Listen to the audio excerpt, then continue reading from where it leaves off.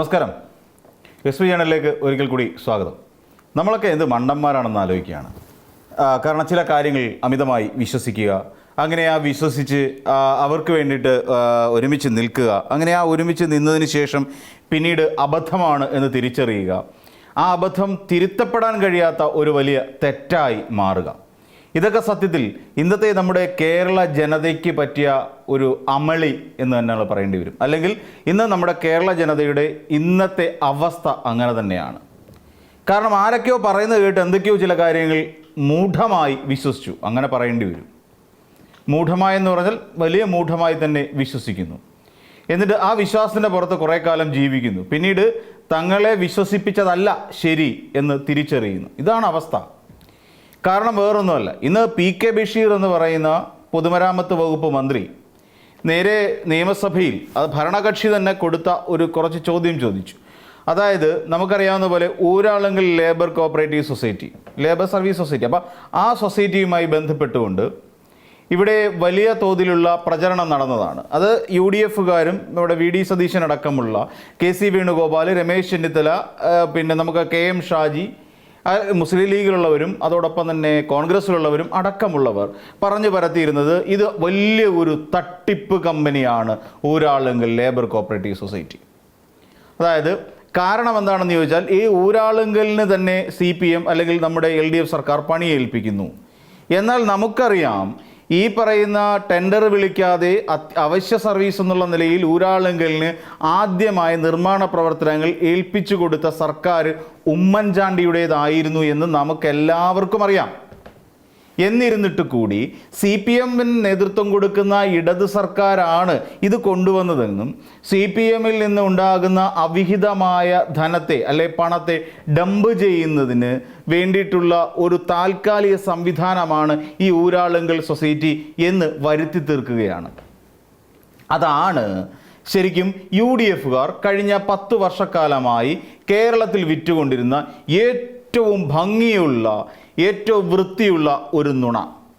വിശ്വാസത്തിൻ്റെ ഒരു കണിക മാത്ര പോലുമില്ലാത്ത ഒരു വലിയ നുണ. പക്ഷെ കേരളത്തിലുള്ള പൊതുജനം അത് വിശ്വസിച്ചു. കാരണം CPM നടത്തുന്ന ഏറ്റവും വലിയ തട്ടിപ്പാണ് ഊരാളുങ്കൽ സൊസൈറ്റി എന്നങ്ങ് വിശ്വസിച്ചു. എന്നാൽ വാസ്തവം അതല്ല എന്നിപ്പോൾ കാലം തെളിയിച്ചിരിക്കുന്നു.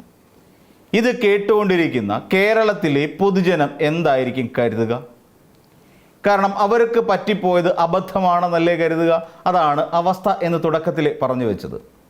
ഇവിടെ PK ബഷീറിനോട് CR മഹേഷ് അടക്കമുള്ള ഭരണപക്ഷത്തിരിക്കുന്ന MLA-മാർ ഇതിൻ്റെ കെടുകാര്യസ്ഥ സംബന്ധിച്ചുള്ള ചോദ്യങ്ങൾ ചോദിക്കുന്നു.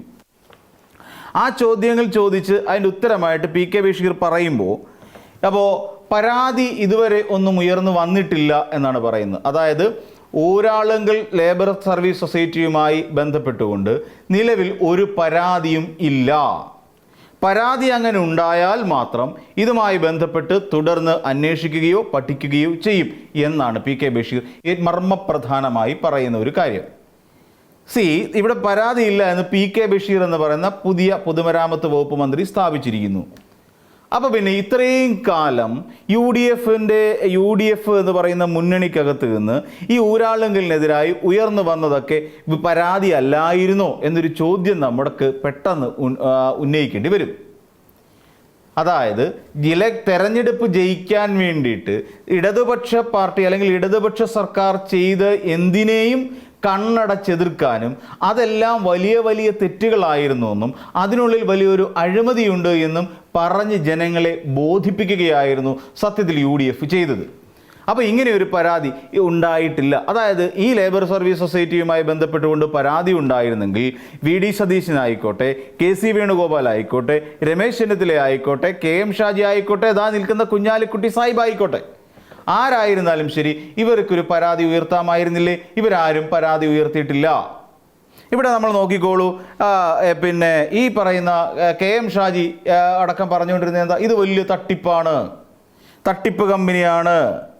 അപ്പോൾ പിന്നെ CPM-ന്റെ അഴിമതി പണം കൊണ്ടുവന്ന് ഡംപ് ചെയ്യുന്നതിന് വേണ്ടിയിട്ടുള്ള ഒരു സംവിധാനമാണ് എന്ന് KC വേണുഗോപാൽ പറഞ്ഞിട്ടുണ്ട്. അതോടൊപ്പം തന്നെ ഈ പറയുന്ന VD സതീശനാണെന്ന് ഇതിനെക്കുറിച്ച് ഭയങ്കര ആവലാതി പറഞ്ഞുകൊണ്ടിരുന്നത്. ഇത് വലിയ തട്ടിപ്പാണെന്നും ഇതിനകത്ത് നടക്കുന്നത് വലിയ അഴിമതിയാണെന്നും ഇവർക്ക് പണി ചെയ്യാൻ അറിയില്ല എന്നും ഇത് പിന്നെ ഇടതുപക്ഷത്തിൻ്റെ സ്വന്തം കമ്പനി ആയതുകൊണ്ട് ഇതിന് ലേബർ പിന്നെ എന്താ പറയുക കോൺട്രാക്റ്റ് യാതൊരു നിബന്ധനയും ഇല്ലാതെ നൽകുകയാണ് എന്നൊക്കെ ആയിരുന്നല്ലോ നമ്മുടെ പരാതി. എന്നിട്ട് ഇപ്പോൾ എന്തായി? ഒരു സ്വന്തം മന്ത്രിയുടെ, അതായത് UDFൻ്റെ ലീഗിൻ്റെ ഒരു വളരെ പ്രധാനപ്പെട്ട ഒരു മന്ത്രിയുടെ വായിൽ നിന്നും, അതും പൊതുമരാമത്ത് വകുപ്പ് മന്ത്രിയുടെ വായിൽ നിന്നും ഇങ്ങനെ കേൾക്കുമ്പോൾ നമ്മൾ ആരെയാണ് വിശ്വസിക്കേണ്ടത്? അല്ലെങ്കിൽ ആരെയാണെന്നല്ല, എന്താണ് വിശ്വസിക്കേണ്ടത്? UDF കഴിഞ്ഞ ഇത്രയും കൊല്ലക്കാലം വിറ്റുകൊണ്ടിരുന്ന ആ വലിയ നുണയാണോ വിശ്വസിക്കേണ്ടത്? ഇതാ ഇപ്പോൾ പറഞ്ഞതാണോ? ഒരാളെങ്കിലുമായി ബന്ധപ്പെട്ടുകൊണ്ട് നിർമ്മാണ പ്രവർത്തനങ്ങളിൽ ക്രമവിരുദ്ധമായ യാതൊരു നടപടിയും ഉണ്ടായിട്ടില്ല. അതായത് ഒരാളെങ്കിൽ ലേബർ സൊസൈറ്റിക്ക് ഈ കോൺട്രാക്റ്റ് നൽകിയതിനകത്ത് യാതൊരു ചട്ടവിരുദ്ധതയും ഇല്ല എന്ന് മന്ത്രി തന്നെ പറയുകയല്ലേ. പിന്നെ വേറെ എന്താ ഉള്ളത്? ഇവർക്കിപ്പോൾ എന്താ ഉള്ള പ്രശ്നം എന്ന് വെച്ചാൽ വർക്ക് ലോഡ് കൂടുതലാണ് അവർക്ക്. അതുകൊണ്ട് നിർമ്മാണ പ്രവർത്തനങ്ങളിൽ കാലതാമസം നേരിടുന്നു എന്നുള്ളതാണ് പറയപ്പെടുന്നത്. അപ്പോൾ ഇങ്ങനെ ഇവർ പിന്നീട് കോടിക്കണക്കിന് രൂപയ്ക്ക് എടുക്കുന്നു, പിന്നീട് സബ് കൊടുക്കുന്നു. ഈ രീതിയിലാണ് അവരുടെ നിർമ്മാണ പ്രവർത്തനങ്ങളൊക്കെ ഏകോപിപ്പിക്കപ്പെട്ടുകൊണ്ടിരുന്നത്. അപ്പം ഈ സാഹചര്യത്തിൽ ഇപ്പോൾ ദാ വകുപ്പ് മന്ത്രിയും കൂടെ പറഞ്ഞിരിക്കുന്നു, ഒരാളെങ്കിൽ ലേബർ സർവീസ് അല്ലെങ്കിൽ ലേബർ കോപ്പറേറ്റീവ് സൊസൈറ്റി മികച്ച പ്രവർത്തനമാണ് കാഴ്ചവെച്ചുകൊണ്ടിരിക്കുന്നത്, പരാതികളൊന്നും ഇതുവരെ ലഭിച്ചിട്ടില്ല. അപ്പോൾ ഇത്രയും കാലം ആരോപണങ്ങൾ. നമ്മൾ ആലോചിക്കേണ്ടത് എന്താ? നമ്മൾ ശരിക്കും ഇവിടെ ചിന്തിക്കേണ്ട ഒരു കാര്യം, ഈ UDF എന്ന് പറയുന്ന മുന്നണി നമ്മളെ എത്ര മാന്യമായിട്ടാണ് നമ്മളെ കബളിപ്പിച്ചതെന്ന് ആലോചിച്ച് നോക്കിക്കോളൂ. അതായത് നമ്മളോട് കള്ളം പറഞ്ഞ് നമ്മളെ വിശ്വസിപ്പിക്കുകയായിരുന്നു എന്നുള്ളതാണ്. ഇപ്പോൾ ഉദാഹരണം പറഞ്ഞു കഴിഞ്ഞാൽ വെള്ളാപ്പള്ളി നടേശനുമായിട്ട് UDFന് ശക്തമായ വിരോധമുണ്ട് എന്നൊരു വരുന്നു. എന്നാൽ ഈ പറയുന്ന KK മഹേഷിൻ്റെ ആത്മഹത്യയുമായി ബന്ധപ്പെട്ടുകൊണ്ട് കുടുംബം പരാതി നൽകിയിട്ടുണ്ട്. അത് ആഭ്യന്തര വകുപ്പ് മന്ത്രിക്ക് നേരിട്ട് VM സുധീരൻ അടക്കം ഇതുമായി ബന്ധപ്പെട്ടുകൊണ്ട് മുന്നോട്ട് പോയിട്ടുണ്ട്. ഇപ്പോൾ VS സുധീരൻ ഇപ്പോൾ തിരുത്തൽവാദിയാണല്ലോ പിന്നെ കോൺഗ്രസിനുള്ളിലെ. അപ്പോൾ ഇതുമായി ബന്ധപ്പെട്ടുകൊണ്ട് SIT രൂപീകരിക്കുന്നതുമായി ബന്ധപ്പെട്ടുകൊണ്ട് രമേശ് ചെന്നിത്തല എന്ന് പറയുന്ന ആഭ്യന്തര വകുപ്പ് മന്ത്രിയോട് ഒരു ചോദ്യം മാധ്യമപ്രവർത്തകർ ചോദിക്കുന്നു. KK മഹേഷിൻ്റെ ആത്മഹത്യയുമായി ബന്ധപ്പെട്ടുകൊണ്ട് വെള്ളാപ്പള്ളി നടേശനെ പിടിച്ച് പൂട്ടിക്കെട്ടാൻ വേണ്ടിയിട്ട് നിങ്ങളൊരു SIT രൂപീകരിക്കുന്നില്ലേ എന്ന് ചോദിച്ചു. അതെന്തുവാ എന്ന് മറു ചോദ്യമാണ് രമേശ് ചെന്നിത്തലയുടെ വായിൽ നിന്ന് വീണത്. എന്ന് വെച്ചാൽ ഇതൊക്കെ പുറംപൂച്ചുകൾ മാത്രമായിരുന്നു. ഞങ്ങൾ അധികാരം കിട്ടുന്നതിന് മുമ്പ് ഞങ്ങൾ ഇന്ന കാര്യങ്ങൾ പറയും. നമ്മൾ PM ശ്രീ വിഷയത്തിൽ കണ്ടതാണ്, മദ്യ നയത്തിൻ്റെ കാര്യത്തിൽ നമ്മൾ കണ്ടതാണ്, കരിമണൽ ഖനനവുമായി ബന്ധപ്പെട്ട് നമ്മൾ കണ്ടതാണ്. അപ്പം എല്ലാ വിഷയങ്ങളിലും UDF എന്ന് പറയുന്ന ഒരു മുന്നണി അല്ലെങ്കിൽ കോൺഗ്രസ് എന്ന് പറയുന്ന ഒരു രാഷ്ട്രീയ പാർട്ടി സ്വീകരിച്ചിരിക്കുന്ന നിലപാടുകൾ ഘടകവിരുദ്ധമായ നിലപാടുകൾ, യൂടേണുകളുള്ള നിലപാടുകൾ, സംഘപരിവാറിനോട് ആഭിമുഖ്യമുള്ള നിലപാടുകൾ. ഇപ്പം നമ്മളൊന്ന് ആലോചിച്ച് നോക്കിക്കോളൂ. പിന്നെ രമേശ് ചെന്നിത്തലയ്ക്ക് ആണെങ്കിലും നമ്മുടെ പിന്നെ VD സതീശനെ ആണെന്നുണ്ടെങ്കിൽ ഇവർക്കെല്ലാം വെള്ളാപ്പള്ളി നടേശൻ എന്ന് പറയുന്നത് ആൾ വലിയ ശത്രുസ്ഥാനത്തുള്ള ഒരാളായിരുന്നു. കാര്യം അവർക്കൊപ്പം നിൽക്കുന്ന മുസ്ലിം ലീഗ് എന്ന് പറയുന്ന ഒരു സംഘടനയെ, രാഷ്ട്രീയ പാർട്ടിയെ, മുസ്ലിങ്ങളെ ആകമാനം അല്ലെങ്കിൽ അവരുടെ ഏറ്റവും വലിയ കേദാരമായ മലപ്പുറം ജില്ലയടക്കം എന്തും വിളിച്ചു പറയുന്ന, നാണം കെടുത്തുന്ന ഒരു വ്യക്തിയാണ് ശരിക്കും വെള്ളാപ്പള്ളി നടേശൻ. അപ്പോൾ ആ വെള്ളാപ്പള്ളി നടേശനോടുള്ള ദേഷ്യവും അമർഷവും ഒക്കെ ഇവർ പ്രകടിപ്പിച്ചുകൊണ്ടേയിരുന്നു. എന്നിട്ടും ആ വെള്ളാപ്പള്ളി നടേശനെതിരായി കേസെടുക്കുന്നതിൽ അല്ലെ SIT അന്വേഷണം പ്രഖ്യാപിക്കുന്ന കാര്യത്തിൽ എന്തുകൊണ്ടാണ് രമേശ് ചെന്നിത്തലയ്ക്ക് മൗനം? അതെന്തുവാ എന്ന് രമേശ് ചെന്നിത്തല ചോദിക്കാനുള്ള കാരണം എന്താണ്? അപ്പോൾ ഭരണത്തിൽ കയറുന്നതിന് മുൻപ് ഒരു നിലപാടും ഭരണത്തിൽ ഏറിക്കഴിഞ്ഞാൽ മറ്റൊരു നിലപാടും എന്ന് പറയുന്ന തീർത്തും നാണം കെട്ട നിലപാടുകളുടെ തമ്പുരാക്കന്മാരായി ഇപ്പോൾ UDF മാറിക്കഴിഞ്ഞിരിക്കുന്നു എന്നുള്ളതാണ് നമ്മളിതിൽ നിന്ന് അറ്റ്ലീസ്റ്റ് നമ്മൾ തിരിച്ചറിയേണ്ട ചില കാര്യങ്ങൾ. അതുകൊണ്ടാണ് പറയുന്നത്, പലപ്പോഴും ഇവർ ഏറ്റവും വിദഗ്ധമായി UDF എന്ന് പറയുന്ന ഒരു മുന്നണി നമ്മുടെ കേരളത്തിലെ ജനങ്ങളെ ഒന്നാകെ അതിവിദഗ്ധമായി പറ്റിച്ചിരിക്കുന്നു എന്നുള്ളതാണ് വാസ്തവം. അതിവിദഗ്ധമായി മണ്ടന്മാരാക്കിയിരിക്കുന്നു എന്നുള്ളതാണ് വാസ്തവം. ഇവിടെ ഡീൽ എന്ന് പറയുന്ന ഒരു ആരോപണം ഉന്നയിച്ചുകൊണ്ട് വരുന്നു. ആ ഡീൽ ആരോപണം അക്ഷരാർത്ഥത്തിൽ UDFും BJPയും തമ്മിലായിരുന്നു എന്നുള്ള കാര്യം നമുക്ക് ഈ തെരഞ്ഞെടുപ്പ് കഴിഞ്ഞ് ആ വോട്ടെണ്ണലുമായി ബന്ധപ്പെട്ട് വരുന്ന ദിനങ്ങളിലും തുടർന്നും നമ്മൾ കണ്ട കാഴ്ചയല്ലേ. അപ്പോഴും നമ്മൾ പറഞ്ഞു CPMും BJPയുമായിട്ടാണ് ഡീലെന്ന്. അവിടെയാണ് നമുക്ക് പിന്നെ കേരളത്തിലെ ജനത്തിന് പറ്റിയ ഒരു മണ്ടത്തരം. കേരളത്തിലെ ഖജനാവ് പൂച്ചവെറ്റ് കിടക്കുന്ന സ്ഥലമാണെന്ന് പറഞ്ഞെങ്കിലും പിന്നീട് അവരുടെ തന്നെ കണക്കുകൾ ധവളപത്രം പുറത്തേക്ക് ഇറക്കിയപ്പോൾ അങ്ങനെ ഒരു അവസ്ഥയില്ല എന്നുള്ള കാര്യം സമ്മതിക്കുന്ന കാഴ്ച നമ്മൾ കണ്ടിരുന്നു. ഇവിടെ സർക്കാർ ഉദ്യോഗസ്ഥർക്കും ബാക്കിയുള്ളവർക്കെല്ലാം വാരിക്കോരി കൊടുക്കും എന്ന് പറയുന്ന സാഹചര്യത്തിൽ ഈ പറയുന്ന ശമ്പള പരിഷ്കരണം എന്ന് പറയുന്ന ഒരു സാധനത്തിന് 10 വർഷം കഴിഞ്ഞിട്ട് ഇനി ഉണ്ടാവൂ ശമ്പള കമ്മീഷൻ എന്ന് പറയുന്ന ഒരവസ്ഥയും നമ്മൾ മനസ്സിലാക്കേണ്ടതുണ്ട്. ഇവിടെ നമ്മൾ നോക്കിക്കഴിഞ്ഞാൽ ഈ പറഞ്ഞുകൊണ്ട് ഊരാളുങ്കൽ ലേബർ സൊസൈറ്റിയുടെ പേരിലും നമ്മളെ സർക്കാർ അല്ലെങ്കിൽ UDF എന്ന് പറയുന്ന ഒരു മുന്നണി അതിവിദഗ്ധമായി, ഒരിക്കൽ കൂടി അടിവരയിട്ട് പറയുന്നു, അതിവിദഗ്ധമായി നമ്മളെ മണ്ടന്മാരാക്കി എന്ന് വേണം നമ്മളിതിൽ നിന്ന് മനസ്സിലാക്കേണ്ടത്.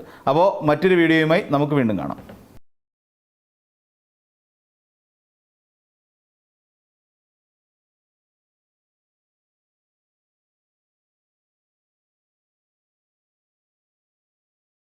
നമസ്കാരം, SB ജേണലിലേക്ക് ഒരിക്കൽ കൂടി സ്വാഗതം. 1985 രാജീവ് ഗാന്ധി എന്ന് പറയുന്ന പ്രധാനമന്ത്രിക്ക് പെട്ടെന്നൊരു ബോധോദയം ഉണ്ടാകുന്നു. സ്വന്തം അമ്മയുടെ പേരിൽ 84-ലാണ് ഇന്ദിരാഗാന്ധി മരിക്കുന്നത്. മരണപ്പെട്ടു പോയ സ്വന്തം മാതാവിൻ്റെ അതോടൊപ്പം തന്നെ രാജ്യത്തിൻ്റെ മുൻ പ്രധാനമന്ത്രിയുടെ പേരിൽ സാധാരണ ജനങ്ങൾക്ക് വീട് വെച്ചു കൊടുക്കുന്ന ഒരു പദ്ധതി രൂപീകരിക്കണം എന്ന് തോന്നി. അങ്ങനെ രാജീവ് ഗാന്ധി ഒരു പദ്ധതി ഉണ്ടാക്കുന്നു. ആ പദ്ധതിക്ക് ഇന്ദിര ആവാസ് യോജന എന്നൊരു പേര് നൽകുന്നു 1985. അങ്ങനെ പിന്നീട് കാലം കടന്നുപോയി. ആ ഒരു സമയത്ത് ഏകദേശം ഒരു 4 വർഷങ്ങൾ കടന്നുപോയി. അപ്പോൾ ഇതുമായി ബന്ധപ്പെട്ടുകൊണ്ട് സാമ്പത്തികമായി പിന്നോക്കം നിൽക്കുന്ന, മതപരമായി ജാതീയമായി പിന്നോക്ക സമുദായം എന്നുള്ള നിലയിൽ നിൽക്കുന്ന ആളുകൾക്കൊക്കെ അങ്ങിങ്ങായി ചില വീടുകൾ വെച്ചു കൊടുത്തു. അതോടൊപ്പം പിന്നീട് 1989 എത്തിയപ്പോൾ ഇതിൻ്റെ പേര് വീണ്ടും ഒന്ന് മാറ്റി മുത്തശ്ശൻ്റെ പേരിട്ടാൽ കൊള്ളാം എന്നൊരാഗ്രഹം രാജീവ് ഗാന്ധിക്ക് ഉണ്ടാവുകയും അങ്ങനെ 89 അതിൻ്റെ പേര് മാറ്റി ജവഹർ റോസ്ഗാർ യോജന എന്ന ഒരു പേരിലേക്ക് ആ പദ്ധതിയെ മാറ്റുകയും ചെയ്യുന്നു. അങ്ങനെ മാറ്റിക്കൊണ്ട് അതും ഈ പറയുന്ന പോലെ സാധാരണക്കാരിലേക്ക് ഗുണകരമായ കാര്യങ്ങൾ എത്തിക്കുക, വീടുകൾ എത്തിക്കുക എന്നുള്ളതാണ്. പിന്നീട് വീണ്ടും ഈ പദ്ധതിക്ക് ചില മാറ്റങ്ങൾ വരുത്തുന്നു. അങ്ങനെ മാറി വന്ന സമയത്ത് ഏകദേശം വീണ്ടും ഒരു 5 വർഷക്കാലത്തോളം അങ്ങനെ പോയതിനു ശേഷം 1996 ഈ പറയുന്ന പദ്ധതി വീണ്ടും ഇന്ദിരാഗാന്ധിയുടെ പേരിലേക്ക് മാറുകയും ഇന്ദിര ആവാസ് യോജന എന്നുള്ള പേരിൽ അത് അറിയപ്പെടുകയും ചെയ്തു എന്നുള്ളതാണ് വളരെ പ്രധാനപ്പെട്ട ഒരു കാര്യം. ഇതൊരു മുഖവുരയായി നമ്മുടെ മുന്നിൽ ഉണ്ടാകണം. ഈ ഇന്ദിര ആവാസ് യോജന എനിക്ക് തോന്നുന്നു ഏറെക്കുറെ അത് 2016 വരെ നീണ്ടുപോയ ഒരു പദ്ധതി തന്നെയാണ്. അതായത് 85 മുതൽ 2016 വരെയുള്ള കാലഘട്ടത്തിൽ അത് ഇന്ദിര ആവാസ് യോജന എന്ന പേരിലാണ്. മൻമോഹൻ സിംഗിൻ്റെ കാലഘട്ടത്തിലുമൊക്കെ ഇന്ദിര ആവാസ് യോജന നമ്മുടെ രാജ്യത്ത് ഉണ്ടായിരുന്നു. ആദ്യ കാലഘട്ടത്തിൽ 2005 ഉമ്മൻചാണ്ടി ഭരിക്കുന്ന കാലഘട്ടത്തിലും ഈ പറയുന്ന നമ്മുടെ സംസ്ഥാനത്ത് ഇന്ദിര ആവാസ് യോജന എന്ന് പറയുന്ന ഒരു പദ്ധതി ഉണ്ടായിരുന്നു, വാസ്തവമാണ്. പിന്നീട് VS അച്യുതാനന്ദൻ അധികാരത്തിലേക്ക് കയറിയ കാലത്ത്, VS അച്യുതാനന്ദൻ മുഖ്യമന്ത്രിയായിരിക്കുന്ന കാലത്ത് EMS ഭവന പദ്ധതി എന്ന് പറയുന്ന പുതിയൊരു ഭവന പദ്ധതിക്ക് ഇവിടെ ഇടതുപക്ഷ സർക്കാർ ആരംഭം കുറിക്കുകയും ചെയ്തു. EMS ഭവന പദ്ധതി. ഇവിടെ നമ്മൾ മനസ്സിലാക്കേണ്ട വളരെ പ്രധാനപ്പെട്ട ഒരു കാര്യമുണ്ട്. നമുക്കറിയാം PMAY അല്ലെങ്കിൽ പ്രധാനമന്ത്രി ആവാസ് യോജന എന്ന് പറയുന്ന PMAY എന്ന് പറയുന്ന ഒരു പ്രോജക്റ്റ് ഇപ്പോൾ നമ്മുടെ നരേന്ദ്രമോദി, ഇന്ദിരയോടുള്ള ദേഷ്യം കാരണം ഇന്ദിര വെട്ടിക്കളഞ്ഞിട്ട് ഇപ്പോൾ അങ്ങനെയാണല്ലോ സംഘികൾ ചെയ്തുകൊണ്ടിരിക്കുന്നത്. എന്താ, മഹാന്മാരുടെ പേരുകൾ, അതായത് ഇപ്പോൾ മഹാത്മാഗാന്ധിയുടെ പേര് വരെ വെട്ടിക്കളഞ്ഞു തൊഴിലുറപ്പ് പദ്ധതിക്ക്. അപ്പോൾ ഇവരെല്ലാം വെട്ടിക്കളഞ്ഞിട്ട് അവരുടേതായ പ്രധാനമന്ത്രി ആവാസ് യോജന, അത് നല്ല കാര്യമാണ് ശരിക്കും പറഞ്ഞാൽ. അപ്പോൾ പ്രധാനമന്ത്രി ആവാസ് യോജന PMAY എന്ന് പറഞ്ഞിട്ട് പുതിയൊരു പദ്ധതി രൂപീകരിക്കുന്നു. അപ്പോൾ ഇവിടെ ഉണ്ടായൊരു പ്രധാനപ്പെട്ട പ്രശ്നം, ഈ ഇന്ദിര ആവാസ് യോജന പ്രകാരം വീട് നൽകുന്ന കാലഘട്ടത്തിലും അതോടൊപ്പം തന്നെ ഈ പറയുന്ന ഇതിനു മുൻപ് ഇന്ദിര ആവാസ് യോജന നമുക്ക് കൂട്ടിയാൽ മതി, ജവഹർ റോസ്ഗാർ യോജന വിട്ടേക്കാം. ഈ സമയത്ത് ഉമ്മൻചാണ്ടി ഭരിക്കുന്ന കാലഘട്ടത്തിലാണെങ്കിലും അതിനു മുമ്പ് ഉള്ള കാലഘട്ടത്തിലാണെങ്കിലും എല്ലാം തന്നെ നമ്മൾ മനസ്സിലാക്കേണ്ടത് അവിടുന്ന് കേന്ദ്ര മന്ത്രാലയത്തിൽ നിന്ന് ഒരു പ്രത്യേക നിർദ്ദേശമുണ്ടായിരുന്നു, ഉത്തരവുണ്ടായിരുന്നു. അതായത് ഈ പറയുന്ന പദ്ധതി പ്രകാരം വയ്ക്കുന്ന വീടുകളിൽ ആ വീടുകളുടെ ഗുണഭോക്താവിൻ്റെ പേരും ഏത് പദ്ധതി പ്രകാരമാണ് വീട് വെച്ചത് എന്നുള്ളതും അവിടെ പ്രത്യേകമായി നോട്ടീസ് പോലെ പെയിൻ്റ് അടിച്ച് ബോർഡ് പതിപ്പിക്കേണ്ട ആവശ്യമുണ്ട് എന്ന് പറയുന്ന ഒരു തീരുമാനം കോൺഗ്രസിൻ്റെ, അതായത് മൻമോഹൻ സിംഗും ഇവിടെ ഉമ്മൻചാണ്ടി ഭരിക്കുന്ന കാലഘട്ടത്തിൽ പോലും ആ രീതിയിൽ ഒരു നിർദ്ദേശമുണ്ടായിരുന്നു. ആ നിർദ്ദേശം അക്ഷരം പ്രതി അനുസരിച്ച് തന്നെയാണ് പോയിക്കൊണ്ടിരുന്നത്. അപ്പോൾ ആ പദ്ധതിയുടെ മുന്നിൽ നിന്നുകൊണ്ട് ഗുണഭോക്താവ് അവിടെ നിന്ന് ഫോട്ടോ എടുത്ത് അയച്ചാലേ ബാക്കി പണമൊക്കെ കൈ കിട്ടുന്ന ഒരു അവസ്ഥയൊക്കെ ഉണ്ടായിരുന്നുള്ളൂ. അതിൻ്റെ പെർമിറ്റിന് വേണ്ടിയിട്ടൊക്കെ ഇതൊക്കെ ചെയ്യേണ്ടി വരുന്ന ഒരു ഗതികെട്ട ഒരു ജീവിതം ഉണ്ടായിരുന്നു നമ്മുടെ നാട്ടുകാർക്ക്. അങ്ങനെ പിന്നീട് EMS ഭവന പദ്ധതിയിലേക്ക് വന്നപ്പോഴാണ് ഒരു മാറ്റം കൊണ്ടുവന്നത്. എന്താണ്? അവർക്ക് പേര് വെക്കണ്ട എന്ന് പറയുന്നത്. അതായത് ഏത് പദ്ധതി പ്രകാരമാണോ വീട് വെക്കുന്നത് ആ പദ്ധതി പ്രകാരം ആ വീടിന് എന്നോ കാണിക്കുകയോ അവിടുത്തെ എന്താ പറയുക ഗുണഭോക്താവിൻ്റെ പേര് രേഖപ്പെടുത്തുകയോ ഒന്നും വേണ്ട. പൂർണ്ണമായും അവരുടെ ആത്മാഭിമാനത്തെ ചോദ്യം ചെയ്യാത്ത തരത്തിൽ ആ വീട്ടിൽ അവർക്ക് താമസിക്കാം, അവർക്ക് ആ വീട് ഉപയോഗിക്കാം. എന്ന് വെച്ചാൽ നമ്മുടെ നാട്ടിലെ ഒരുത്തിൻ്റെയും മാനത്തിന് അവകാശം പറഞ്ഞുകൊണ്ട് ഒരു മേലാഫീസറും വരണ്ട എന്ന് ഇടത് സർക്കാരുകൾ ഈ നാട്ടിലെ കേന്ദ്രത്തിനോട് ഉച്ചത്തിൽ പ്രഖ്യാപിച്ചിരുന്നു എന്നുള്ളതാണ് വാസ്തവം. തുടർന്ന് ഇങ്ങോട്ട് അത് മാറി ലൈഫ് ഭവന പദ്ധതിയിലേക്ക് വന്നപ്പോൾ, ലൈഫ് മിഷൻ അതിലേക്ക് വന്ന സമയത്തും PMAY എന്നും പറഞ്ഞുകൊണ്ട് നരേന്ദ്രമോദിയുടെ ഫോട്ടോയും വെച്ച് പദ്ധതിയെക്കുറിച്ച് ചിത്രം വരച്ചുകൊണ്ടല്ലേ ബോർഡ് പതിപ്പിക്കണം എന്നൊരു നിർദ്ദേശം ഇവിടെ പിണറായി വിജയൻ എന്ന് പറയുന്ന മുഖ്യമന്ത്രിയുടെ മുന്നിൽ അവതരിപ്പിച്ചു. ഇല്ലെങ്കിൽ ഞങ്ങൾ പൈസ തരില്ല കട്ടായം എന്ന് പറഞ്ഞു. ആ സമയത്തും പിണറായി വിജയൻ എന്ന് പറയുന്ന ഒരു മുഖ്യമന്ത്രി കേരളത്തിൽ ഇരുന്നു കൊണ്ട് സധൈര്യം വിളിച്ചു പറഞ്ഞു, നിങ്ങൾ ഒരു നയാ പൈസ തന്നില്ലെങ്കിലും ലൈഫ് മിഷൻ പദ്ധതി പ്രകാരം ഞങ്ങൾ എൻ്റെ നാട്ടുകാർക്ക് വീട് വെച്ച് കൊടുത്തിരിക്കും എന്ന് ഒരു ഉറപ്പ് കൊടുത്തിരുന്നു. കാരണം ഇവിടുത്തെ ജനത്തിൻ്റെ മാനത്തിന് വില പറയാൻ അങ്ങ് മേലാവിന്ന് ഒരുത്തനും ശ്രമിക്കേണ്ട എന്ന് ഉച്ചത്തിൽ ഇവിടുത്തെ കേന്ദ്ര സർക്കാരിനോട് ഗർവോടുകൂടി പ്രഖ്യാപിച്ച ഒരു മുഖ്യമന്ത്രി ഉണ്ടെങ്കിൽ ആ മുഖ്യമന്ത്രിയുടെ പേര് പിണറായി വിജയൻ എന്ന് തന്നെയാണ്. അങ്ങനെ ഒരു മന്ത്രിസഭയുണ്ടെങ്കിൽ അത് ഇടതുപക്ഷ മന്ത്രിസഭ തന്നെയായിരുന്നു. അതുതന്നെയാണ് നമ്മൾ ഈ VS അച്യുതാനന്ദൻ്റെ കാലഘട്ടത്തിലും നമ്മൾ കണ്ടത്, തുടർന്ന് പിണറായി വിജയൻ്റെ കാലഘട്ടത്തിലും കണ്ടത്. നിങ്ങൾ ഏതൊക്കെ തരത്തിൽ പരിശ്രമിച്ചോളൂ, ഞങ്ങളുടെ നാട്ടുകാരുടെ സ്വൈര ജീവിതത്തിനും അവരുടെ മാനത്തിനും വില പറയില്ല എന്നുറപ്പിച്ച് പറഞ്ഞു. അതാണ് തൻ്റെ ഇടം. അതിനെയാണ് തൻ്റെ ഇടം എന്നൊറ്റ വാക്കിൽ വിളിക്കാൻ കഴിയുന്നത്. അപ്പോൾ അത് പ്രകാരം എന്ത് ചെയ്തു? കേന്ദ്രം ഫണ്ടുകൾ തടഞ്ഞു വെക്കാൻ തുടങ്ങി. കാര്യം പ്രധാനമന്ത്രിയുടെ ചിത്രം വയ്ക്കാൻ അനുമതി നൽകാത്ത സംസ്ഥാന സർക്കാരിന് ഞങ്ങൾ പിന്നെ എന്തിന് ഫണ്ട് അനുവദിക്കണം എന്നൊരു ചോദ്യം അവർ ഉയർത്തി. എങ്കിൽ നിങ്ങളുടെ ഫണ്ടും ഞങ്ങൾക്ക് വേണ്ട എന്ന് സധൈര്യം പറയാൻ ചങ്കൂറ്റം കാണിച്ച ഒരു മുഖ്യമന്ത്രി ഉണ്ടെങ്കിൽ ആ മുഖ്യമന്ത്രിയുടെ പേര് പിണറായി വിജയൻ എന്ന് തന്നെയാണ്. അപ്പോൾ ഇതാണ് നമ്മുടെ കേരളത്തിൽ ഇതുവരെയുള്ള ശീലം, പൊതുശീലം. അങ്ങനെ തൻ്റെ ഇടത്തോടെ വെല്ലുവിളിക്കാൻ കഴിയുന്ന നല്ല ഒന്നാന്തരം നട്ടലുള്ള മുഖ്യമന്ത്രിമാരായിരുന്നു നമ്മുടെ കേരളത്തിൻ്റെ ഏറ്റവും വലിയ മുതൽക്കൂട്ട് അല്ലെങ്കിൽ സ്വത്ത് എന്ന് പറഞ്ഞാൽ. എന്നാൽ നമ്മൾ ഇങ്ങോട്ടേക്ക് നോക്കിക്കോളൂ. ഇപ്പോൾ പുതിയ ഒരാൾ തദ്ദേശ സ്വയംഭരണത്തിലേക്ക് വരുന്നു. അപ്പോൾ ആ മന്ത്രിയുടെ പേര് KM ഷാജി എന്നാണ്. ഈ KM ഷാജി എന്ന് പറയുന്ന മന്ത്രിക്ക് ഈ അടുത്ത സമയം കൊണ്ട് ആവണക്കണ്ണയിൽ എന്തോ ചെയ്ത ഒരാളുടെ അവസ്ഥയാണ്, സ്വഭാവമാണ്. PM ശ്രീ എന്ന് പറയുന്ന പദ്ധതി ഒപ്പിട്ട മെമ്മോറാണ്ടം എടുത്തിട്ട് ഞങ്ങൾ അറബിക്കടലിൽ കളയുമെന്ന് പറഞ്ഞു. അതിനുശേഷം പിന്നീട് പറഞ്ഞു അതെടുത്ത് ചവറ്റുകുട്ടയിലേക്ക് എറിയുമെന്ന് പറഞ്ഞു. അപ്പം ഇത്രയും വലിയ തണ്ടലുറപ്പോടുകൂടി തെരഞ്ഞെടുപ്പ് പ്രചരണ വേദിയിൽ നിന്നുകൊണ്ട് ഉച്ചത്തിൽ പ്രഖ്യാപിച്ച KM ഷാജി എന്ന് പറഞ്ഞ മന്ത്രിക്ക് ഇന്ന് മുട്ടുവിറയ്ക്കുന്നു. നരേന്ദ്രമോദിയുടെ താടിയും കുപ്പായവും കാണുമ്പോൾ നിക്കറിൽ മുള്ളാനാണ് അക്ഷരാർത്ഥത്തിൽ KM ഷാജി എന്ന് പറയുന്ന മന്ത്രിക്ക് തോന്നുന്നത്. അതിൻ്റെ ഉദാഹരണമാണല്ലോ നമ്മൾ ഈ കാണുന്നതെല്ലാം. അപ്പോൾ അതായത് ഞങ്ങൾക്ക് ചിത്രം വെക്കുന്നതിൽ തെറ്റില്ല. PMAY പ്രധാനമന്ത്രി ആവാസ് യോജന എന്ന് പറഞ്ഞിട്ട് ചിത്രം വെക്കുന്നതിനോ ആ ലോഗോ പ്രകാശിപ്പിക്കുന്നതിലോ ഞങ്ങൾക്ക് യാതൊരു എതിർപ്പുമില്ല. ഞങ്ങൾ കേന്ദ്ര സർക്കാരുമായി യാതൊരു തരത്തിലുള്ള ഫൈറ്റിനും പോകുന്നില്ല എന്ന് ഉറപ്പിച്ചു പറയാനുള്ള ഒരു നട്ടല്ലില്ലായ്മയാണ് അക്ഷരാർത്ഥത്തിൽ നമ്മൾ KM ഷാജി എന്ന് പറയുന്ന ഇരട്ടച്ചങ്കൻ ആ നാട്ടുകാർ വിളിക്കുന്ന ഒരു മന്ത്രിയിൽ നമുക്ക് കാണാൻ കഴിയുന്ന സവിശേഷത. മുസ്ലിം ലീഗിന് ആകമാനം ഇങ്ങനെയൊന്നുണ്ടോ എന്നുള്ളത് നമ്മൾ ചോദിക്കേണ്ടി വരും. അങ്ങനെ ചോദിക്കുമ്പോഴും നമുക്ക് യഥാർത്ഥത്തിൽ ഒരു ഉത്തരം കിട്ടുന്നുണ്ട്. എന്താണെന്നറിയാമോ? കഴിഞ്ഞ ദിവസം നമ്മൾ കേരളത്തിൽ മുഴുവൻ ചർച്ച ചെയ്തൊരു വിഷയമുണ്ടായിരുന്നു.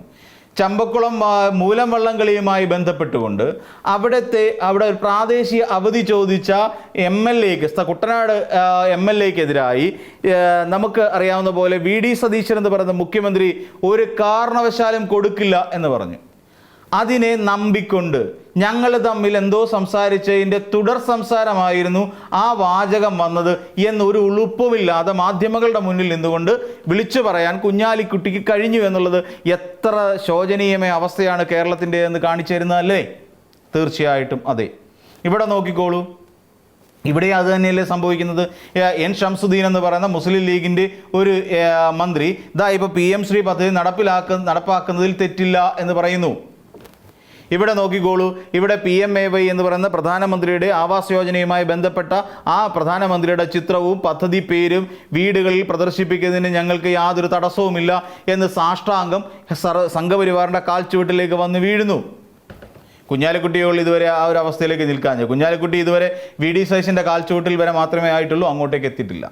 അപ്പോൾ ഇവിടെ ഇങ്ങനെ ഒന്ന് രണ്ട് വിഷയങ്ങൾ നമുക്ക് കാണാൻ സാധിക്കും. അതായത് ഒന്ന്, ഏറ്റവും പ്രധാനപ്പെട്ടത് PM ശ്രീ പദ്ധതിയുമായി മുന്നോട്ട് പോകുന്നു. സംഘപരിവാർ അജണ്ടയോടുകൂടി അല്ലെ ആ അജണ്ടയിൽ ഒരുമിച്ച് നിൽക്കാം എന്ന് തീരുമാനമെടുക്കുന്നു. ഇവിടെ നോക്കിക്കോളൂ, നമ്മുടെ നാട്ടിലെ ജനങ്ങളുടെ, സാധാരണക്കാരായ പാവപ്പെട്ട ജനങ്ങളുടെ അവരുടെ ആത്മാഭിമാനത്തെ ചോദ്യം ചെയ്യുമാറ് അവിടെ എന്ത് ചെയ്യാൻ പോകുന്നു? പ്രധാനമന്ത്രിയുടെ ആവാസ് യോജന എന്നുള്ള ചിത്രവും ലോഗോയും വേണ്ടി വന്നാൽ പ്രധാനമന്ത്രിയുടെ ഫോട്ടോയും പ്രദർശിപ്പിക്കാൻ യാതൊരു മടിയില്ല എന്ന് പ്രഖ്യാപിക്കുന്ന ഒരു മന്ത്രി. അപ്പം ഇതൊക്കെയാണ് ലീഗിൻ്റെ അവസ്ഥ. എന്തിനാണ് ലീഗുകാരെ നിങ്ങളിങ്ങനെ ഭയക്കുന്നത്? ആരെയാണ് നിങ്ങൾ ഭയക്കുന്നത്? ഇവിടെ സംഘപരിവാർ അജണ്ടയോടുകൂടി പ്രവർത്തിച്ചു കൊണ്ടിരിക്കുന്ന ഇവിടുത്തെ BJP സർക്കാരിനെ, കേന്ദ്ര സർക്കാരിനെയാണോ നിങ്ങൾ ഭയക്കുന്നത്? അതോ കേരളത്തിന് അനുവദിച്ച് കിട്ടേണ്ട പണം മുഴുവൻ, ഫണ്ട് മുഴുവൻ വാങ്ങിച്ചെടുക്കാൻ ഏതവൻ്റെയും കാല് നക്കുന്ന ആ പറയുന്ന വീർ സവർക്കറുടെ നയമാണോ കേരളത്തിലെ തൻ്റെ ഇടമുള്ള മുസ്ലിം ലീഗുകാർ പയറ്റിക്കൊണ്ടിരിക്കുന്നത്? അതാണോ നിങ്ങൾ ചെയ്തുകൊണ്ടിരിക്കുന്നത്? ഷൂ നക്കാം, അത് വീർ സവർക്കറിനെ പോലുള്ള ആൾക്കിറങ്ങാൻ, ആൻഡമാൻ ജയിലിൽ നിന്ന് പുറത്തേക്ക് ഇറങ്ങാൻ വേണ്ടി ഇമാതിരി കളികൾ കളിച്ചിട്ടുണ്ടായിരിക്കാം. ആ ഒരു ഗണത്തിലേക്ക് തരം താഴാൻ വേണ്ടി തന്നെയാണോ മുസ്ലിം ലീഗിലെ ഓരോ മന്ത്രിമാരും ശ്രമിക്കുന്നത് എന്നുള്ളതാണ് പൊതുജനത്തോട് പറയേണ്ടത്. കാര്യം ഇവിടുത്തെ ന്യൂനപക്ഷത്തിന് മുസ്ലിം ലീഗിനോടൊരു പ്രതീക്ഷയുണ്ട്. ഇവിടുത്തെ ന്യൂനപക്ഷം എമ്പാടും മുസ്ലിം ലീഗ് എന്ന് മുസ്ലിം ലീഗ് വലിച്ചു പിടിച്ചിരിക്കുന്ന ആ ഒരു കൊടിക്ക് അല്ലെങ്കിൽ പച്ചക്കൊടിയുടെ ചുവട്ടിൽ അണിനിരക്കാൻ ആഗ്രഹിക്കുന്നവരാണ് എല്ലാവരും. അപ്പോൾ അവരുടെ മതേതര ബോധത്തിന് അല്ലെങ്കിൽ അവരുടെ സുരക്ഷിത ബോധത്തിന് ഏൽക്കുന്ന, അല്ലെങ്കിൽ അവരുടെ സുരക്ഷിത ബോധത്തെ പോലും ഈ സംഘപരിവാറിൻ്റെ കാവിക്കൊടിയുടെ ചുവട്ടിൽ കൊണ്ടുവന്ന് അടിയറ വെക്കുന്ന സമീപനമാണ് അക്ഷരാർത്ഥത്തിൽ ഇപ്പം സ്വീകരിച്ചു കൊണ്ടിരിക്കുന്നതെന്ന് നിസ്സംശയം പറയേണ്ടി വരും, ദുഃഖത്തോടു കൂടി പറയേണ്ടി വരും. അതാണ് അവസ്ഥ. അപ്പോൾ അത് VD സതീശന് വേണ്ടിയിട്ടാണോ അങ്ങനെ ചെയ്യുന്നതെന്ന് ചോദിച്ചാൽ ഒരുപക്ഷെ ആയിരിക്കാം. അല്ലെങ്കിൽ ചന്ദ്രികയുടെ പേരിൽ കിടക്കുന്ന ED അന്വേഷണത്തെ സംഘപരിവാർ അല്ലെങ്കിൽ BJP സർക്കാർ പൊടിതട്ടി എടുക്കും എന്ന് ഭയന്നിട്ടാണെങ്കിൽ അത് നമുക്ക് അംഗീകരിച്ചു കൊടുക്കാൻ സാധിക്കും. പക്ഷേ തുറന്ന് പറയണം, ഇന്ന കാരണം കൊണ്ട് ഞങ്ങൾ സംഘപരിവാർ അനുകൂലികൾക്ക് അല്ലെങ്കിൽ സംഘപരിവാറിന് മുമ്പിൽ സാഷ്ടാംഗം പ്രണമിക്കുന്നു എന്ന് പറയാനുള്ള ഒരു മിനിമം മര്യാദയെങ്കിലും ആ വോട്ടർമാരോട് കാണിക്കണമെന്നുള്ളതാണ് അഭ്യർത്ഥിക്കാനുള്ളത്. അപ്പോൾ മറ്റൊരു വീഡിയോയുമായി നമുക്ക് വീണ്ടും കാണാം.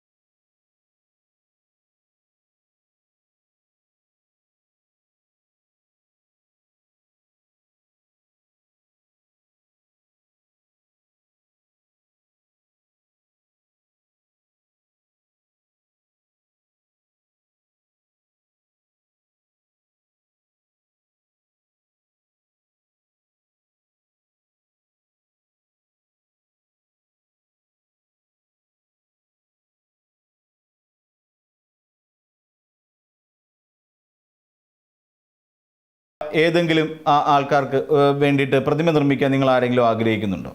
അങ്ങനെ ആഗ്രഹിക്കുന്നുണ്ടെങ്കിൽ നിങ്ങൾ ആദ്യം ചെയ്യേണ്ടത് ഇവിടുത്തെ കഴിഞ്ഞുപോയ സർക്കാരിനെ കുറ്റം പറയുക എന്നുള്ളതാണ്.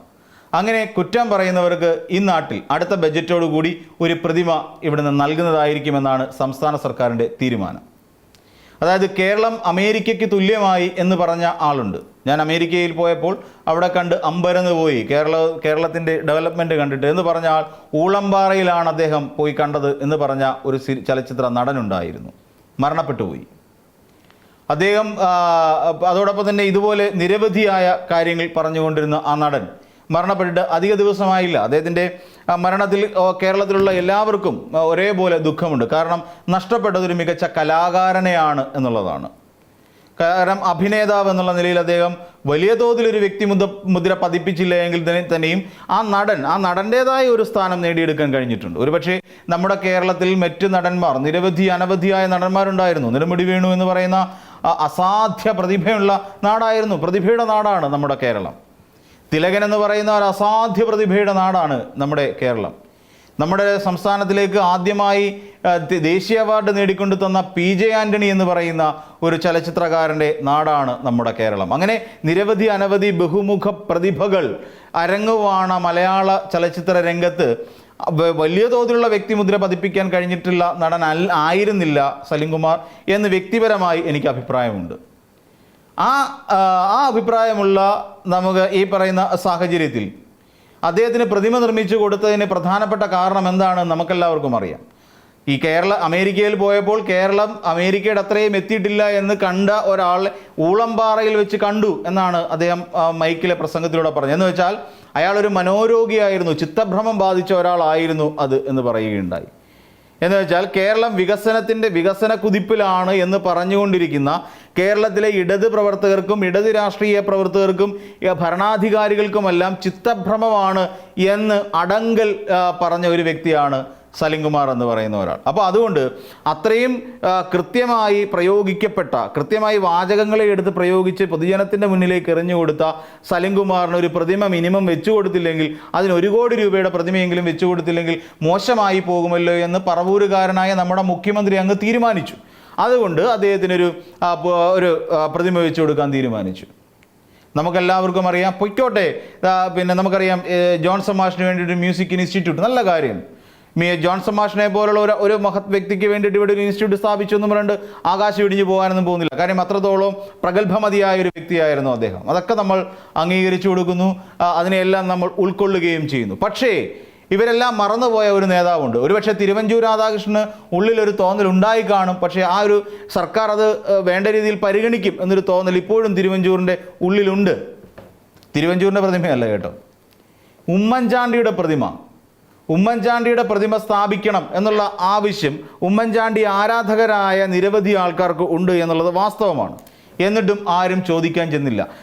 ഉമ്മൻചാണ്ടി എന്ന് പറയുന്ന ഒരു വ്യക്തി അല്ലെങ്കിൽ ഒരു മുഖ്യമന്ത്രി ആയിരുന്ന ഒരു നേതാവ് കോൺഗ്രസ്സുകാരെ സംബന്ധിച്ചിടത്തോളം അവർക്ക് തെരഞ്ഞെടുപ്പിൽ എടുത്തുയർത്തിപ്പിടിക്കാൻ വേണ്ടി മാത്രമുള്ള വെറും ഒരു പേര് മാത്രമാണ് ഉമ്മൻചാണ്ടി.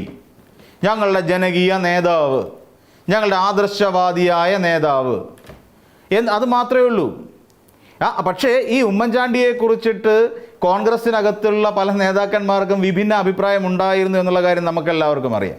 രാജ്മോഹൻ ഉണ്ണിത്താൻ എടുത്ത് പരിശോധിച്ചോളൂ, അദ്ദേഹം ഉമ്മൻചാണ്ടിയെ കുറ്റം പറഞ്ഞ ഒരാളാണ്. VD സതീശനെടുത്ത് പരിശോധിച്ചോളൂ, ഉമ്മൻചാണ്ടിയുടെ ഭരണകാലം തീവെട്ടിക്കൊള്ളയാണ് എന്ന് പറഞ്ഞ ഒരു വ്യക്തിയായിരുന്നു VD സതീശൻ. അല്ലേ, ഇവിടെ ബാറ് കോഴയുടെ പേരിൽ VM സുധീരൻ ഇദ്ദേഹത്തെ ഒരുപാട് ആക്രമിച്ചിട്ടുണ്ട്, ഉമ്മൻചാണ്ടിയെ. അല്ലേ, കേരളത്തിലെ സർക്കാരിൻ്റെ ഭാഗത്ത് നടക്കുന്നത് ഏറ്റവും വലിയ അഴിമതിയാണെന്ന് അന്ന് ഉമ്മൻചാണ്ടിയുടെ അല്ലെങ്കിൽ അദ്ദേഹത്തിൻ്റെ ഭൗതിക ശരീരം കൊണ്ട് കിടത്തുന്ന സമയത്ത് വിതുമ്പലോടുകൂടി തൊട്ടരികത്ത് നിന്ന ഒരാളുണ്ടായിരുന്നു, AK ആൻ്റണി. കേന്ദ്രത്തിൽ നിന്ന് ഇത് പറയാൻ വേണ്ടി മാത്രം അദ്ദേഹം ഫ്ലൈറ്റ് പിടിച്ച് കേരളത്തിലേക്ക് വന്നു, ഉമ്മൻചാണ്ടിയുടെ ഭരണത്തെ കുറ്റം പറയാൻ. അദ്ദേഹത്തിനോടൊപ്പം ഉണ്ടായിരുന്ന മരിച്ചുപോയ പലരും ഉമ്മൻചാണ്ടിയെ വല്ലാതെ കുറ്റം പറഞ്ഞിട്ടുണ്ട് എന്നുള്ള കാര്യത്തിൽ യാതൊരു സംശയവുമില്ല. പക്ഷേ ഈ കുറ്റം പറഞ്ഞവർക്കെല്ലാം ഉമ്മൻചാണ്ടി എന്ന് പറയുന്ന നേതാവ് ആ മരണത്തോടുകൂടി വിശുദ്ധനായി മാറി, 2 സൈഡിലും 2 ചിറകുകളൊക്കെ വിരിയുകയും ഒക്കെ ചെയ്തുകൊണ്ട് അദ്ദേഹം പറന്ന് ആകാശത്ത് സ്വർഗീയനായി മാറുകയാണ് ഉണ്ടായത്. അപ്പോൾ തീർച്ചയായിട്ടും ഇത്രയും അതുകൊണ്ട് തന്നെ ഈ ഉമ്മൻചാണ്ടിയുടെ കല്ലറ പുതുപ്പള്ളി പള്ളിയുടെ പിന്നാമ്പുറത്തുള്ളത്, അല്ലെങ്കിൽ ആ മുറ്റത്ത് നിൽക്കുന്ന ആ കല്ലറയിലേക്ക് ഭക്തജന പ്രവാഹമാണ്. അവിടേക്ക് നിരന്തരം ഭക്തജനങ്ങളാണ് ഒഴുകിക്കൊണ്ടിരിക്കുന്നത്. അത് കോൺഗ്രസിലെ ഭക്തജനങ്ങളാണ്, കാപട്യം നിറഞ്ഞ ഭക്തിയുള്ളവരാണ് പുതുപ്പള്ളിയിലെ ആ പള്ളി മുറ്റത്തേക്ക് എത്തിക്കൊണ്ടിരിക്കുന്നത്. എന്തിനാണ്? ഏതെങ്കിലും ഒരു പഞ്ചായത്ത് മെമ്പറായി മത്സരിച്ച് ജയിക്കാൻ വേണ്ടി പോലും ഉമ്മൻചാണ്ടിയുടെ കല്ലറയിൽ പോയി മെഴുകുതിരി കത്തിക്കുന്ന മൂഢന്മാരായി മാറിയിരിക്കുന്നു കോൺഗ്രസിലെ ഒരുമാതിരിപ്പെട്ട നേതാക്കന്മാരെല്ലാവരും. അതിപ്പോൾ രാഹുൽ മാങ്കൂട്ടമാണെങ്കിലും ശരി, VT ബൽറാം ആണെങ്കിലും ശരി, ഷാഫി പറമ്പിലാണെങ്കിലും ശരി, ഇനി അതല്ല വേറെ ഏതൊരു നേതാവാണെങ്കിൽ പോലും നിത്യസന്ദർശനം, അവിടേക്ക് തെരഞ്ഞെടുപ്പിൽ വിജയിക്കണമെങ്കിൽ ഉമ്മൻചാണ്ടി എന്ന് പറയുന്ന നേതാവിൻ്റെ അനുഗ്രഹാശസ്സുകൾ വേണമെന്ന് ചിന്തിച്ചുകൊണ്ടിരിക്കുന്നു. അതിപ്പോൾ ഉമ്മൻചാണ്ടിയുടെ ഭരണകാലം തീവെട്ടിക്കൊള്ളയാണെന്ന് പറഞ്ഞ VD സതീശനാണെങ്കിൽ കൂടിയും അവിടെ ചെന്ന് കുരിശ് വരയ്ക്കാതെ പോകില്ല എന്നുള്ളതാണ് വാസ്തവം. ഒന്നുമില്ലെങ്കിൽ അവിടെ ഒരു റോസാപ്പൂവെങ്കിലും വയ്ക്കും. ഈ മനുഷ്യൻ സത്യമായി നീതിമാനായിരുന്നു എന്ന് എഴുതി വെക്കേണ്ട ഗതികേടോടുകൂടി മരിക്കേണ്ടി വന്ന ഒരു മനുഷ്യൻ്റെ കല്ലറയിൽ. കാരണം അദ്ദേഹത്തെ അങ്ങനെ എഴുതി വെക്കേണ്ടി വന്നു. കാരണം അറ്റ്ലീസ്റ്റ് കോൺഗ്രസ്സുകാരെങ്കിലും ആ സത്യം മനസ്സിലാക്കട്ടെ എന്ന് കരുതിയിട്ടാവാം അങ്ങനെ എഴുതി വെച്ചിരുന്നത് എന്നെനിക്ക് തോന്നുന്നു. അപ്പോൾ അങ്ങനെ അത് എനിക്ക് തോന്നുന്നു ചാണ്ടിയും വളരെ തന്ത്രപരമായി ചെയ്തതായിരിക്കും. കാര്യം കോൺഗ്രസ്സുകാർക്കാണ് അത് മനസ്സിലാവേണ്ടത്, ഉമ്മൻചാണ്ടി നീതിമാനായിരുന്നു എന്നുള്ള കാര്യം. പക്ഷേ ഈ ഉമ്മൻചാണ്ടിക്ക് ഈ സർക്കാർ ഉമ്മൻചാണ്ടിയുടെ പേരും പറഞ്ഞുകൊണ്ട് ഉമ്മൻചാണ്ടി ഇല്ലാത്ത ആദ്യത്തെ തെരഞ്ഞെടുപ്പിൽ ഇവിടെ ഉമ്മൻചാണ്ടിയുടെ പേര് കൊണ്ട് വിജയിച്ചിട്ട് പോലും ഉമ്മൻചാണ്ടിക്ക് വേണ്ടിയിട്ട് ഒരു സ്മാരകം പോയിട്ട് കല്ലറ ഞങ്ങൾ പണിഞ്ഞു നൽകാം എന്ന ഒരു വാക്ക് പോലും പറയാത്ത ഒരു സർക്കാരായി ഇത് മാറിയില്ലേ VD സതീശൻ്റേത്? അതേസമയം ഇടതുപക്ഷത്തെ മുഴുവൻ എടുത്തിട്ടലക്കി ഇടതുപക്ഷത്തിനെതിരായി വൃത്തികെട്ട ദുരാരോപണങ്ങൾ ഉന്നയിച്ച ഒരു ഒട്ടും അത്ര പ്രഗത്ഭമതിയായ ഒരു അഭിനേതാവല്ലാത്ത സലിംകുമാറിന് പ്രതിമ പണിഞ്ഞു കൊടുക്കുന്നു. കേരളത്തിൻ്റെ രാഷ്ട്രീയ മണ്ഡലത്തിൽ ഏറെക്കുറെ ഒരു അരനൂറ്റാണ്ടിനപ്പുറം കാലം കിടന്ന് പുളയ്ക്കുകയും കേരളത്തിൽ മുഖ്യമന്ത്രിയായി ഇരിക്കുകയും MLAയും മന്ത്രിയും ഒക്കെ ആയിരുന്ന ഉമ്മൻചാണ്ടിക്ക് പക്ഷേ കൊടുക്കുന്നില്ല. എന്നാൽ ചോദിക്കും, ഉമ്മൻചാണ്ടിക്ക് വേണ്ടിയിട്ട് ഞങ്ങൾ ഇൻഷുറൻസ് പദ്ധതി, ആരോഗ്യ ഇൻഷുറൻസ് പദ്ധതി നടപ്പിലാക്കുന്നില്ലേ? ഇല്ല, അത് ഉമ്മൻചാണ്ടിയുടെ സ്മരണാർത്ഥമല്ല. നിങ്ങൾ ആ പദ്ധതി നടപ്പിലാക്കിയില്ലെങ്കിൽ ഈ പറയുന്ന ഉമ്മൻചാണ്ടിയുടെ പേരും അതോടുകൂടി അവസാനിക്കും. ഈ തെരഞ്ഞെടുപ്പിൻ്റെ പ്രകടന പത്രികയിൽ മാത്രം പറഞ്ഞിരിക്കുന്ന ഉമ്മൻചാണ്ടിയുടെ പേരിൽ തെരഞ്ഞെടുപ്പിൻ്റെ ഇന്ദിരാ ഗ്യാരണ്ടി എന്നുള്ള പേരിൽ മാത്രം അവതരിപ്പിച്ചിരിക്കുന്ന അതിലെ വെറും ഒരു പദ്ധതി മാത്രമാണ് ഈ പറയുന്ന ഉമ്മൻചാണ്ടി ആരോഗ്യ ഇൻഷുറൻസ് പദ്ധതി. നിങ്ങൾ അതായത് ഈ സർക്കാർ അത് നടപ്പിലാക്കിയില്ല എങ്കിൽ, അതിനുള്ള സമയവും ഫണ്ടും ഈ സർക്കാരിന് ലഭിച്ചില്ല എങ്കിൽ ആ പദ്ധതി കേരളത്തിൽ ഒരു ചാപിള്ളയായി മാറുമെന്നുള്ളത് വാസ്തവമാണ്. അപ്പോഴും ഉമ്മൻചാണ്ടിയുടെ പേര് നിലനിൽക്കുന്നില്ല. ഇതിൽ അക്ഷരാർത്ഥത്തിൽ ചാണ്ടിയുമ്മന് നീരസമുണ്ട്. ചാണ്ടിയുമ്മൻ പറഞ്ഞു കഴിഞ്ഞു, അച്ഛൻ്റെ സ്മരണയ്ക്കായി അല്ലെങ്കിൽ തൻ്റെ അപ്പയുടെ സ്മരണയ്ക്കായി ഈ ഉമ്മൻചാണ്ടി ഫൗണ്ടേഷൻ്റെ പേരിൽ വീടുകൾ വെച്ചു കൊടുക്കുന്നുണ്ട്. നമുക്കറിയാം ചാണ്ടിയുമ്മൻ ഇത്തവണ അദ്ദേഹത്തിൻ്റെ തെരഞ്ഞെടുപ്പ് പ്രവർത്തനങ്ങൾ വളരെയധികം ലഘൂകരിച്ചുകൊണ്ട് ആ പണം മറ്റ് പാവപ്പെട്ടവർക്ക് വീട് വെച്ച് കൊടുക്കുന്നതിന് വേണ്ടി ഉപയോഗിച്ചു. അപ്പം അവിടെ ചാണ്ടിയുമ്മൻ അറിയാം, ഈ കോൺഗ്രസ്സുകാരെ കൊണ്ട് കേരളത്തിൽ തൻ്റെ അപ്പന് വേണ്ടിയിട്ട് ഒരു വീട് പോയിട്ടൊരു കല്ലെടുത്ത് വെച്ച് അതിൻ്റെ മുകളിൽ ഒരു കല്ല് വെക്കാൻ പോലും കഴിവില്ലാത്തവരാണ് എന്നുള്ള കാര്യം ചാണ്ടിയുമ്മൻ അറിയാം. അതിലും വെട്ടിപ്പ് നടത്തുന്നവരാണ് ഈ പറയുന്ന കോൺഗ്രസ്സുകാരെന്ന് ചാണ്ടിയുമ്മന് നല്ല വ്യക്തമായും വെടിപ്പായും ബോധ്യമുണ്ടെന്നേ. അപ്പോൾ അതുകൊണ്ട് തന്നെ അദ്ദേഹം പറയുന്നത് എന്താ, അങ്ങനെ വേണ്ട, എൻ്റെ അച്ഛൻ്റെ സ്മരണകൾ ജീവിക്കുന്ന ഓർമ്മകളാക്കി ഈ ഉമ്മൻചാണ്ടി ഫൗണ്ടേഷനെ വളർത്തിക്കൊണ്ടുവരികയും അതനുസരിച്ച് വീട് വെച്ച് കൊടുക്കുകയും ചെയ്യും എന്നുള്ളതാണ് പറയുന്നത്. അക്ഷരാർത്ഥത്തിൽ അത് ചെയ്യേണ്ട ഒരു പ്രവൃത്തി ആയിരുന്നില്ലേ? ബാക്കിയുള്ള നാട്ടുകാർക്ക് മുഴുവനായി ഈ പറയുന്ന പോലെ സ്മാരകം പണിഞ്ഞ് നൽകിയല്ലോ. അതോടൊപ്പം തന്നെ ഈ കഴിഞ്ഞ LDF സർക്കാർ ഒരു ചെറിയ മാന്യത ഉമ്മൻചാണ്ടിയോട് കാണിച്ചിരുന്നു. പുതുപ്പള്ളിയിൽ ഉണ്ടാക്കിയ മിനി സിവിൽ സ്റ്റേഷന് ഉമ്മൻചാണ്ടിയുടെ പേരാണ് കൊടുത്തിരിക്കുന്നത്. അപ്പോൾ അതിനുവേണ്ടി 50 ലക്ഷം രൂപ അനുവദിച്ചു, പഞ്ചായത്ത് 75 ലക്ഷം രൂപ അനുവദിച്ചു. അതിൻ്റെ പണി ഏറെക്കുറെ പൂർത്തിയാകാറായി. അപ്പം അദ്ദേഹത്തിൻ്റെ പേരിൽ, ഉമ്മൻചാണ്ടിയുടെ പേരിൽ മിനി സിവിൽ സ്റ്റേഷൻ തുടങ്ങിയ ഇടതൊരു സർക്കാരാണ്. അപ്പോൾ അതായത് ഈ പറയുന്ന അതോടൊപ്പം തന്നെ പുതുപ്പള്ളിയിൽ ഒരു റോഡിന് കൂടി ഉമ്മൻചാണ്ടിയുടെ പേര് നൽകാനും തീരുമാനമാക്കിയിട്ടാണ് കഴിഞ്ഞ സർക്കാർ പോകുന്നത്. എന്ന് വെച്ചാൽ ഉമ്മൻചാണ്ടി എന്ന് പറയുന്ന ഒരു മുൻ മുഖ്യമന്ത്രിയോട് ഒരു സർക്കാരിന് ചെയ്യാൻ കഴിയുന്ന കാര്യങ്ങൾ ചെയ്തിട്ടുണ്ട് എന്നുള്ളതാണ് നമ്മൾ ഇതിൽ നിന്ന് മനസ്സിലാക്കുന്നത്. അപ്പോൾ മിനി സിവിൽ സ്റ്റേഷന് പേര് നൽകിയിരിക്കുന്നു, ഒരു റോഡിന് പേര് നൽകിയിരിക്കുന്നു. ഇതൊക്കെ ഒരു ഇടത് സർക്കാർ ചെയ്ത കാര്യമാണ്. എന്നാൽ സ്വന്തം സർക്കാർ അധികാരം ഏറ്റിട്ട് കൂടി ഒരു ചാപിള്ളയായി മാറാൻ പോകുന്ന ഒരു പദ്ധതിക്ക് ഉമ്മൻചാണ്ടിയുടെ പേരിട്ടു എന്നതിനപ്പുറത്തേക്ക് അദ്ദേഹത്തിന് വേണ്ടി ഒരു സ്മാരകം പണിയാൻ കഴിഞ്ഞിട്ടില്ല. അതോടൊപ്പം അവിടെ കല്ലറ പണിയുന്നതിന് വേണ്ടിയിട്ട് എവിടെ നിന്നോ മാർബിൾ ഇറക്കുന്നതുമായി ബന്ധപ്പെട്ടുകൊണ്ട് കാസർഗോഡോ കണ്ണൂരോ എങ്ങാണ്ടുള്ള ഒരു കോൺഗ്രസ്സുകാരനുമായി ഡീലാവുകയും അതിനകത്ത് കോടികളുടെ വെട്ടിപ്പ് നടക്കുകയും ചെയ്തു എന്നുള്ള വിവരങ്ങളും പുറത്തേക്ക് വരുന്നുണ്ട്.